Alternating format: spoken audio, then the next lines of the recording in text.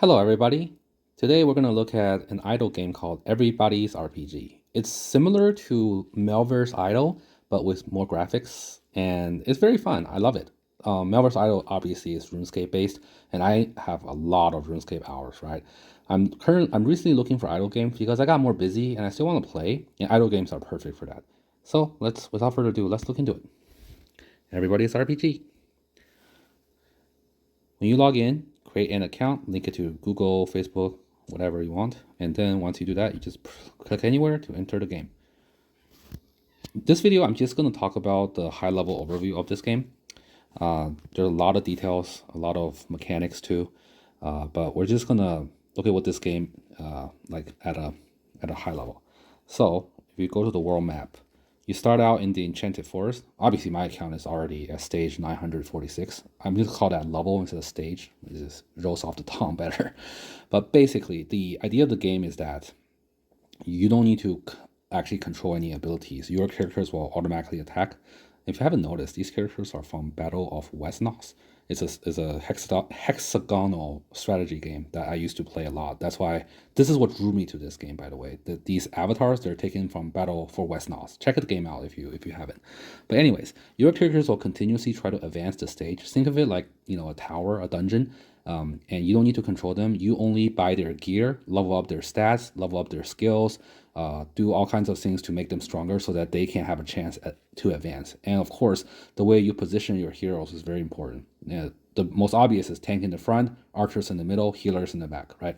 But anyways, every time you fail a dungeon, you go back 5 levels. That's why you keep saying stage 950, and then it's gonna go back. And then once I fail here, because 950 is too hard, every 50 levels, it's an elite boss.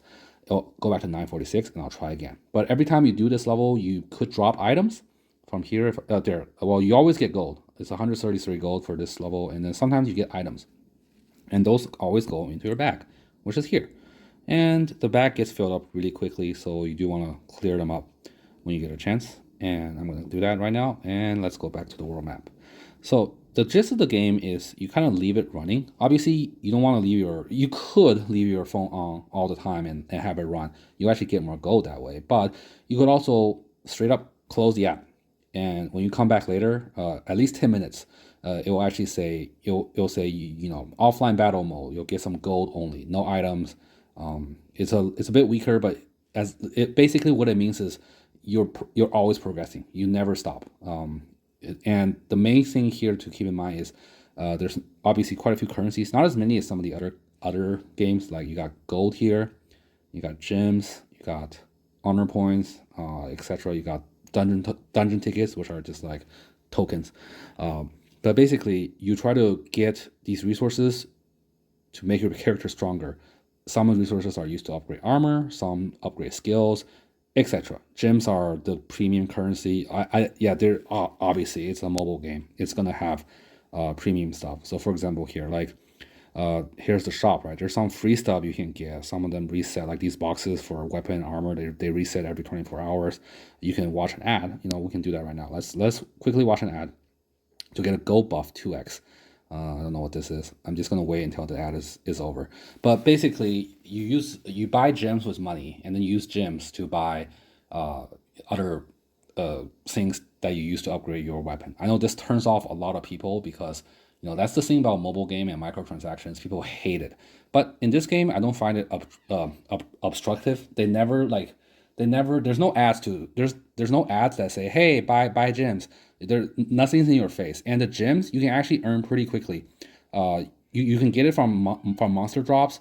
You can get it from these chests that do appear in the middle of the map. You don't see them now. They only appear when you go to new levels. But you can also, every 30 minutes, you could watch an advertisement like what I did to get 40 gems here. But at the end of the day, if you want to progress a bit faster, or if you're just bored, you could always buy some gems down here, right? Anyways, gems can be used to buy a whole bunch of like buffs and stuff. So in a sense, yes, it is pay to win. But if you're playing this game, you're probably not, paying. Well, maybe you are, but most people play this game because they're bored. They want to play something that's kind of idly, that's not super competitive. There is a competitive aspect to this. There's PvP, but you don't really need to be super competitive in it.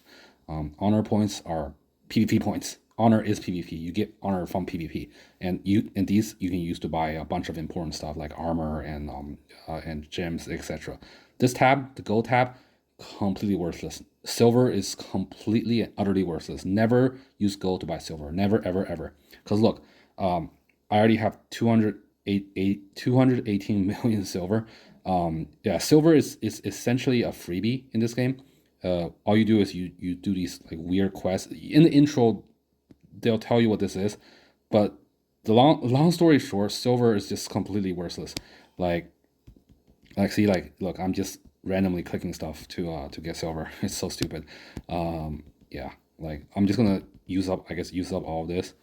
There, I've used up all my silver, etc. Anyways, I think I digress a bit, but I'm just showing you some of the gameplay.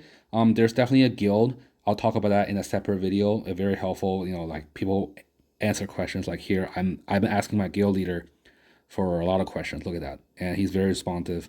And there are guild battles, so there is competitive rating guild battles if you are into that stuff. But if you're just into an idle game, this game is like perfect. It's not high maintenance. The graphics are really pleasing to the eye. You got that old West-Nos RPG to it. There's not like a million currencies. There's only maybe like 10 to 20, which is honestly not too bad for a mobile game. There's rating. Look, sorry, not that. This D1, that's the dungeon one.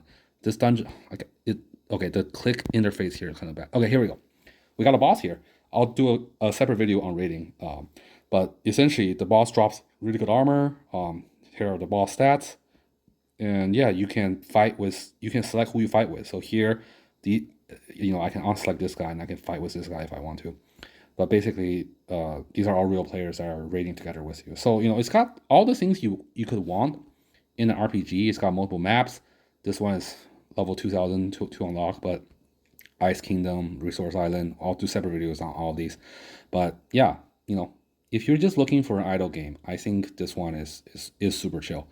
What else do I want to talk about here? Let's just briefly go over the tabs on the bottom. So world map, you just saw.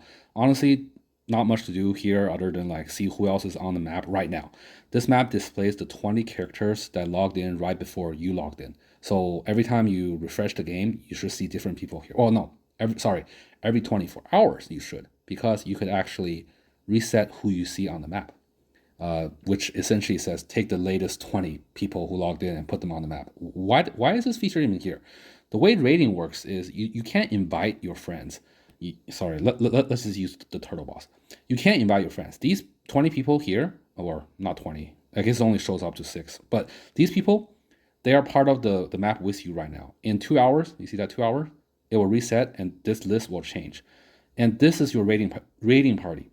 When you raid, they don't need to be online. Only you need to be online. You use their team, so their team is there, just like your team is available to other players. And what happens is there is the 4 of you. There's only 4 people per raid. The 4 of you will go and try to attack the boss. So essentially, if I get really strong players here, I could actually get carried and do some really high level bosses up here, like say this dragon thing, which has such good drops, right? But if everybody on my team is weak, then I probably can't do a lot of raiding, because you do need strong teammates. So that's the world map essentially contains like who you see on the map, various features like potion crafting for raiding, daily sales, a blacksmith, the whatever you can think of in the traditional RPG, you have it here. The hero tab looks at all the heroes you have, and there's a lot of heroes that you can buy. Look, I have so many that are not unlocked. Now, here's the thing that might turn some people off. All the heroes are essentially the same. I mean, what I mean is all the tanks are the same, all the knights are the same, all the warriors are the same. They all start with the same stats, and the more expensive ones start with higher stats. But you can always spend some gems to make a weaker statted warrior the same level as a higher statted. What I mean by that is, look, Giovanni here costs 1,000 gems to buy. Arna costs 2,000 gems to buy. You would think, oh, I should buy Arna because Arna is a stronger warrior. Nah, not really. When you buy Ravani, or let me just do it this way. Instead of Ravani, let's look at Kif, the knight, my first character. There's a button here called Base Max Stat. If you click this, you can spend the same amount it would cost to buy a 2,000 gem hero to make his stat, the base stat, the same as that hero. So essentially, what I'm trying to say is the heroes here are cosmetic only. The team that you build that's consisting of tanks and all the other tanks, knights, warriors, archers, assassins, buffers.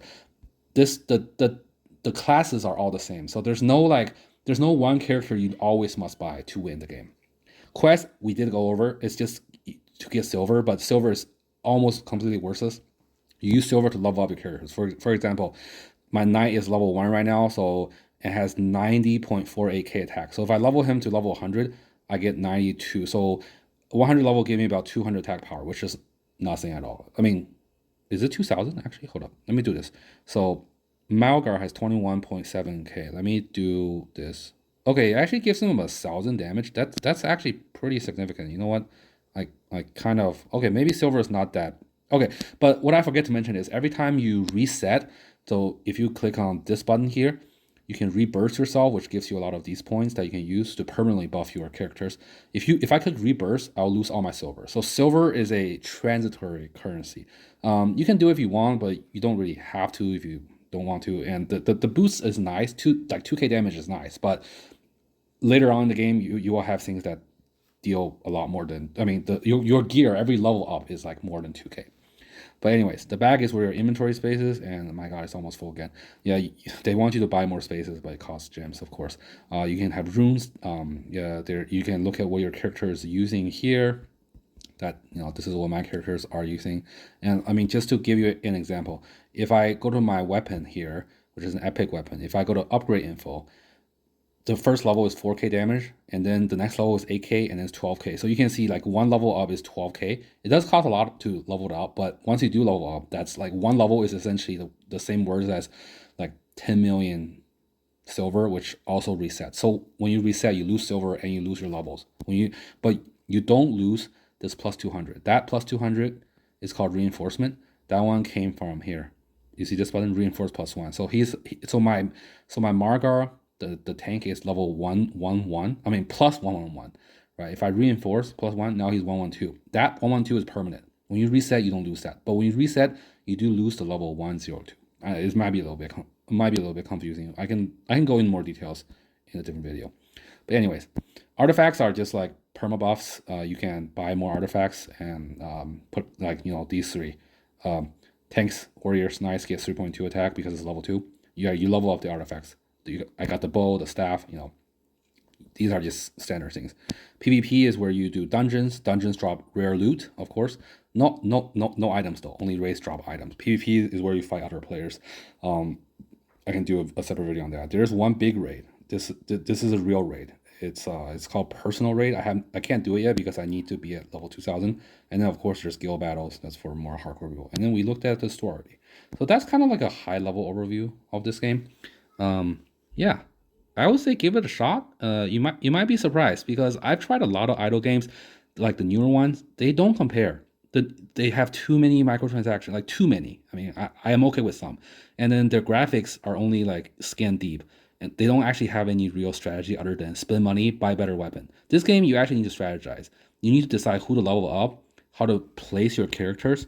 And then also there are certain things you can do, like I could actually reset. I could reset myself here. I don't want to do it now, but I could reset myself, get these points, make them permanently a bit stronger, and then and then try a different method as I go through the stages or the dungeon in this case. There's a lot of like once you get into the depths of the game, there are other aspects that you'll find that are very interesting, like you can actually level up the power. It costs a lot, but when you do level up, then the silver level ups will increase stat effects by from 230 to 374. So if I level up here, I don't even know what to call it. But if I level up here, I get better silver level effects and better reinforced effects. What that means is if I spend my resources leveling up this, which costs a lot, and then I level up my characters, like Melgor to level 300, then I might have a super strong team. You know what I mean? Yeah. So with that said, yeah, give this game a try. I don't even think there's a promo code. I think the game is also pretty old, but isn't that many resources on it, surprisingly. So I might, that's why I'm making these guides. Yeah. Well, have a good day, guys. I'll see you in the next video.